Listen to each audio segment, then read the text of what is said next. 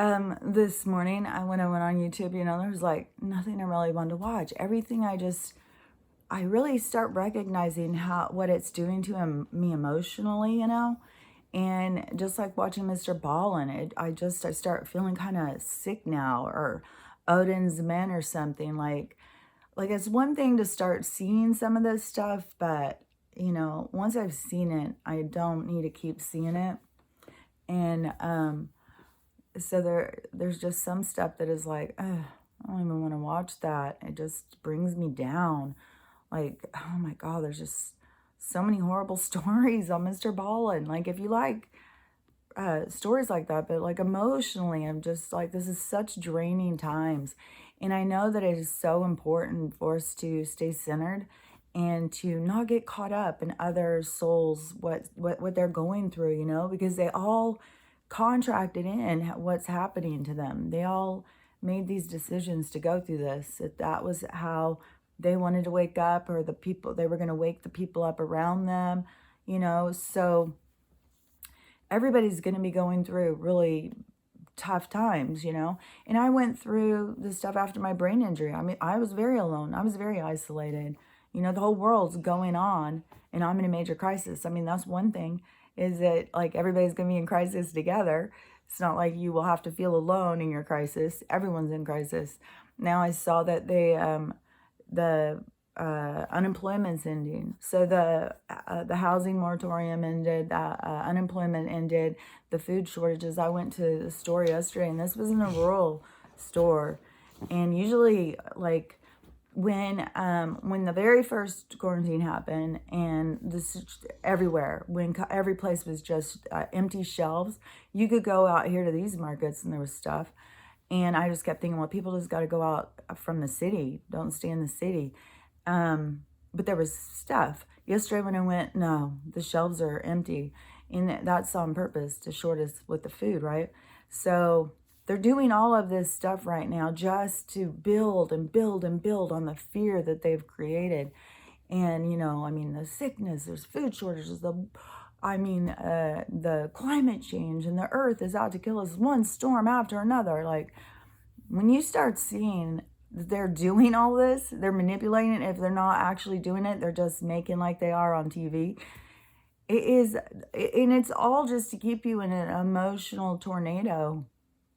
So you will run to alcohol, you'll run to drugs, you will, especially, they don't care if you use the legal ones or the illegal ones, because they are supplying both. So either way you go, it's cool with them. They just want to keep you, that helpless and hopeless, and, surrender your health, just surrender your whole being to them. That's what they're looking for. And, they're actively working on it. And they've got so much people with self-doubt. They don't trust their instincts. They don't trust themselves. They think everything that they don't see and feel and hear isn't real.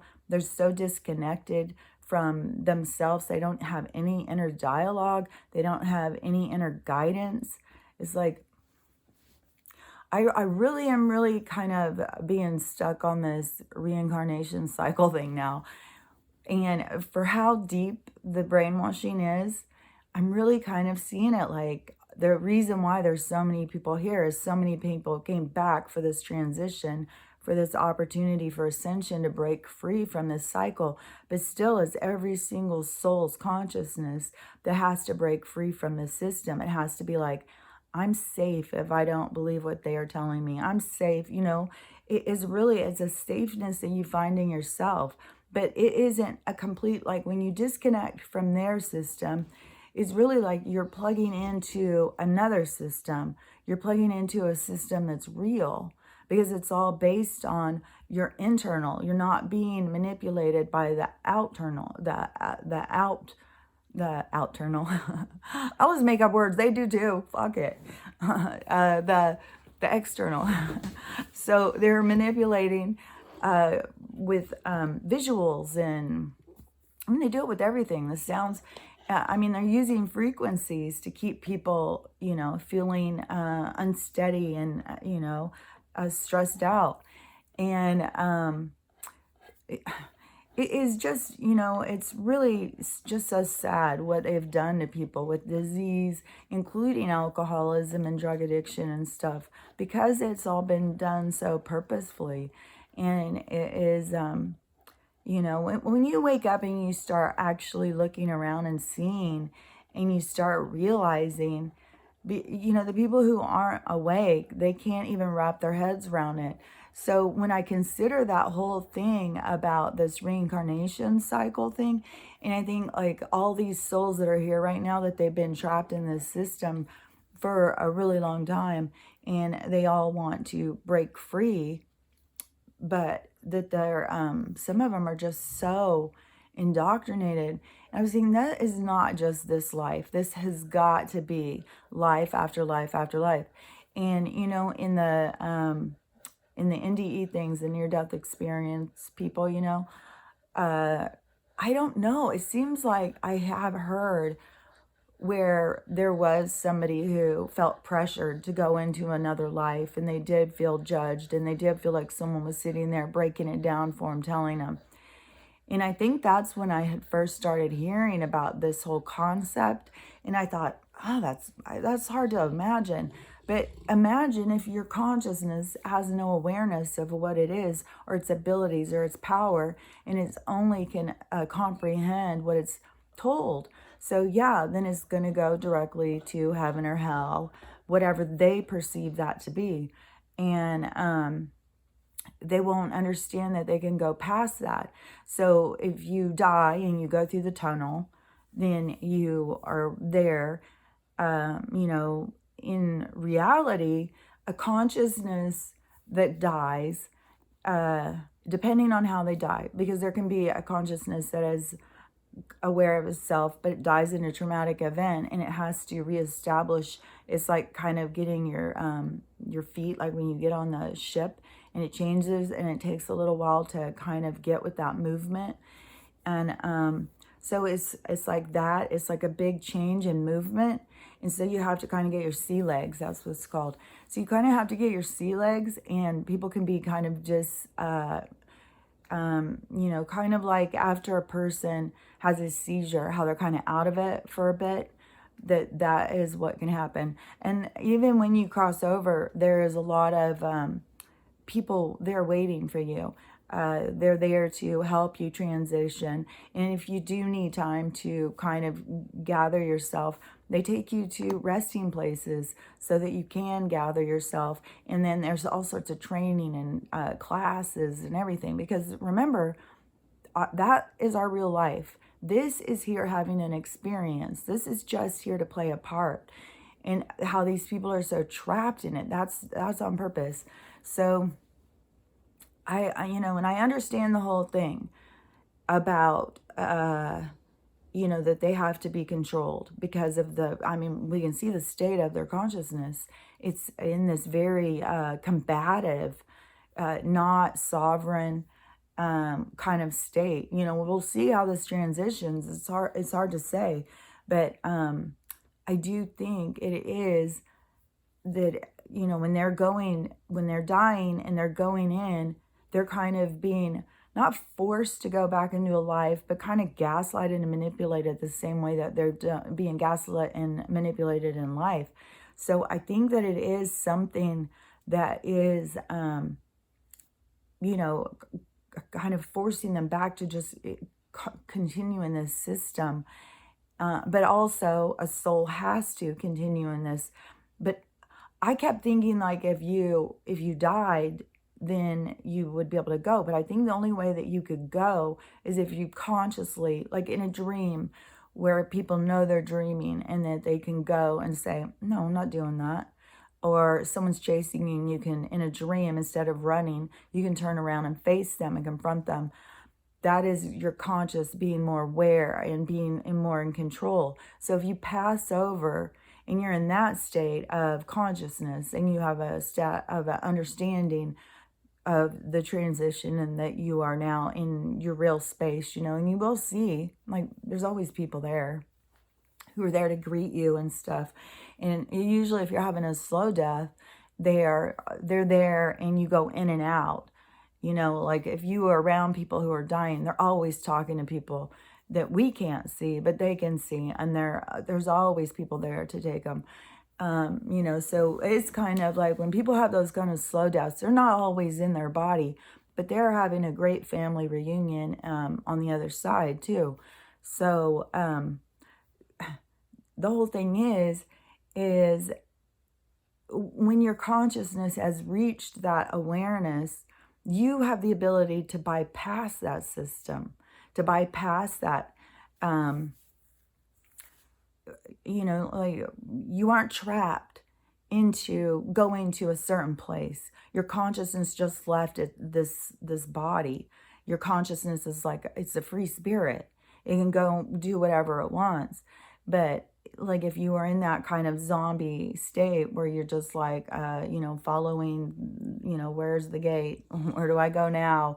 And you have guides coming to help you. It's very different. And so I really, because your consciousness creates what it wants after it passes over. So like, say I have awareness that I am a soul. I'm a separate being. I'm attached to all things. I am all things. And I leave this body. Then when I come out of it, you know, like when I came out of it when I was a kid and I looked back and I saw it, it freaked me out. I wish it didn't freak me out, but it was like a snap second. But when you look back and you know that you're dead and you can't go back in, you know, you have that minute to, you know, to understand. To me, I would just go directly where I wanted to go. Like a consciousness, when it's outside of a body, you could sit there and think like, oh, I want to go see, it could be a dead person, it could be a live person, it could be a place, it could be anything really. You want to go to that place, it's instantaneous, you'll be there. You'll put yourself there. So yeah, you don't have to go through that whole thing. And you will always, it's not like you're going to get away, like you're on the run, you're AWOL from the system or something like that, unless you are so trapped in that system.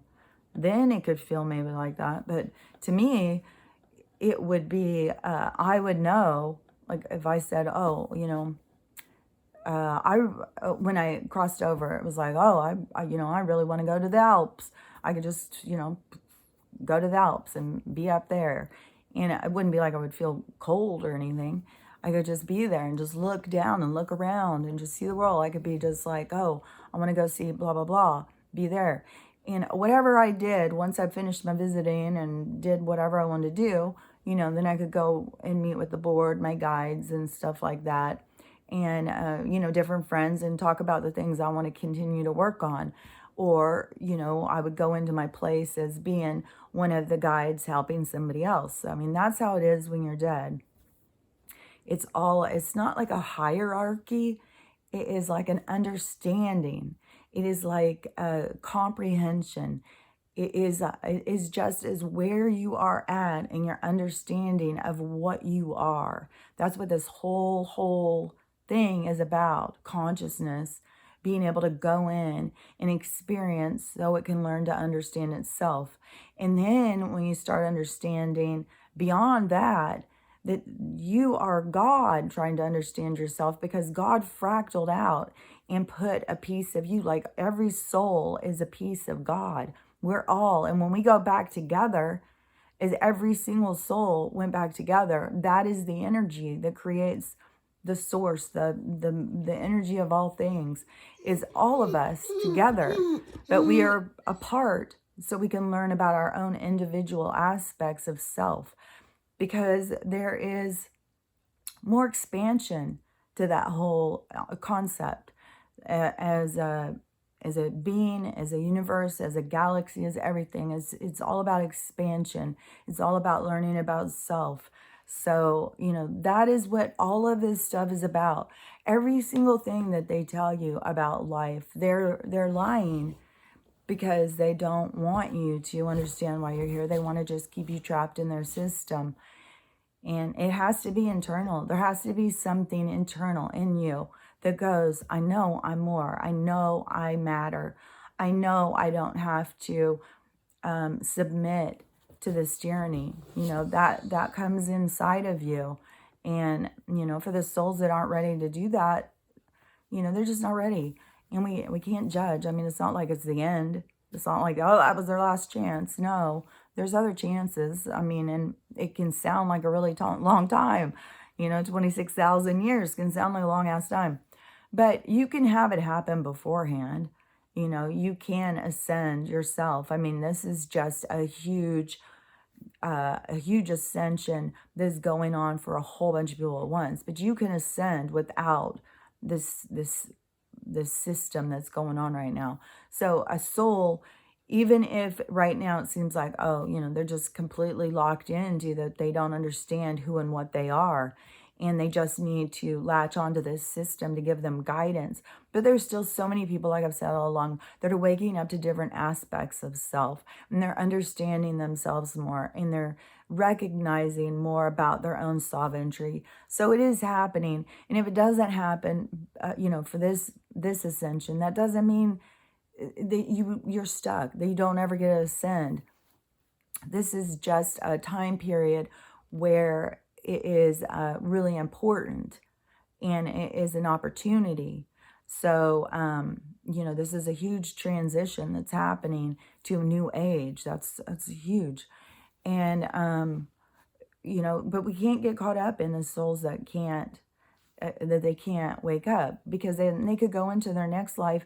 And, you know, after they leave this one and they go through the review and they see it and they understand it and they know what they want to do, I mean, there will be, as you know, if there is this manipulation going on, their consciousness will start recognizing each little thing leads to more recognition. So, and like I've said so many times, that each life is connected.